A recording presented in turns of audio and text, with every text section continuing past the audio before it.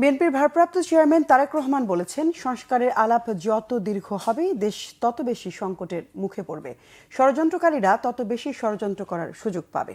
জানান, সংস্কার বাস্তবায়ন করতে হলে একটাই উপায়, নির্বাচন। তিনি বলেন, জনগণের ভাগ্য পরিবর্তনের কাজ শুরু করতে হলে দ্রুত নির্বাচনের পথে যেতে হবে। যত দ্রুত গণতান্ত্রিক প্রক্রিয়া শুরু করা যাবে তত দ্রুত দেশকে আরও ধ্বংসের হাত থেকে রক্ষা করা যাবে। আহমেদ সরওয়ারের রিপোর্টে দেখুন বিস্তারিত। রাষ্ট্র কাঠামো মেরামতে বিএনপির ভারপ্রাপ্ত চেয়ারম্যান তারেক রহমান উপস্থাপিত ৩১ দফা সংস্কার কর্মসূচির জনসম্পৃক্ততায় রাজধানীর কদমতলী থানায় কর্মশালা করে বিএনপি ঢাকা মহানগর দক্ষিণ। রবিবার বিকেলে এ কর্মশালায় ভার্চুয়ালি যোগ দেন তারেক রহমান। ভোটের মধ্যে অন্তর্ভুক্ত করতে পারে। এ সময় তারেক রহমান বলেন, বিএনপি যখন সংস্কার প্রস্তাব দিয়েছিল তখন কেউ এ নিয়ে কথা বলেনি। যারা প্রতিনিয়ত সংস্কার করছেন তারা স্বৈরাচারের বিরুদ্ধে দাঁড়িয়ে সাহস করে তখন কিছুই বলেননি। সংস্কার করে আমরা এই আলোচনা দীর্ঘ থেকে দীর্ঘায়িত করতে থাকি, দীর্ঘতর করতে থাকি। যেই স্বৈরাচারকে বাংলাদেশের সকল মানুষ একত্রিত হয়ে এই দেশ থেকে বিতাড়িত করে দিয়েছে, যদি নির্বাচন প্রক্রিয়া দেরি হয় তাহলে সেই স্বৈরাচার সুযোগ পেয়ে যাবে। সংস্কার বক্তব্য রেখে দয়া করে এই আলাপ দীর্ঘায়িত করবেন না।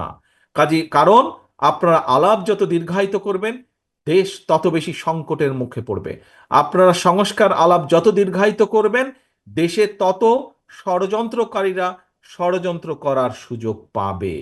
এই সংস্কারকে বাস্তবায়ন করতে হলে উপায় একটাই, যেই সংস্কার প্রস্তাব বিএনপি দিয়েছে, যেই সংস্কার প্রস্তাব অন্তর্বর্তীকালীন সরকারের কমিশনগুলো তৈরি করে দিয়েছে, যেটাই হোক না কেন এই সংস্কারকে যদি বাস্তবায়ন করতে হয় নির্বাচন ছাড়া আর কোনো রাস্তা নাই।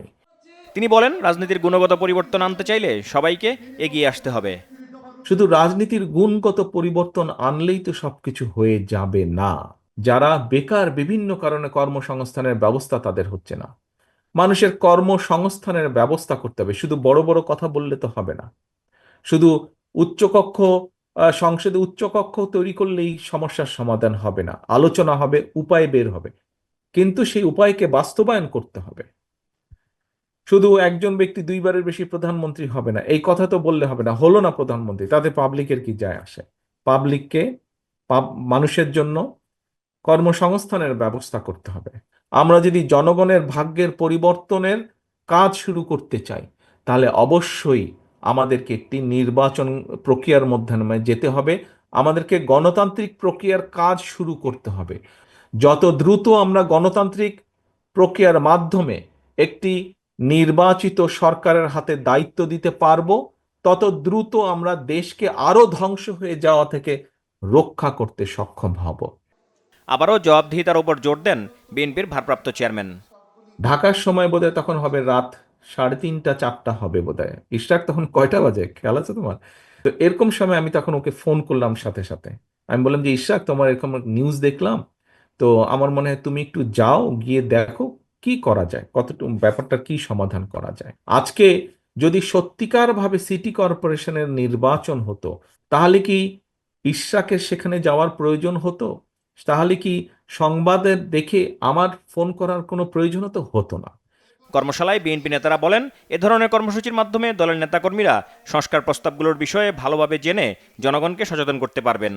খুনি স্বৈরাচারী ফ্যাসিস্ট আওয়ামী লীগ, খুনি হাসিনা যেভাবে বাংলাদেশকে ধ্বংস করে রেখে গিয়েছে, সেখান থেকে রাষ্ট্রকে উত্তরণ ঘটিয়ে কিভাবে রাষ্ট্রকে বিনির্মাণ করতে যাচ্ছে, এটি রাজনৈতিক কর্মী হিসেবে জানা প্রত্যেকটি দফা আমাদের অত্যন্ত প্রয়োজন।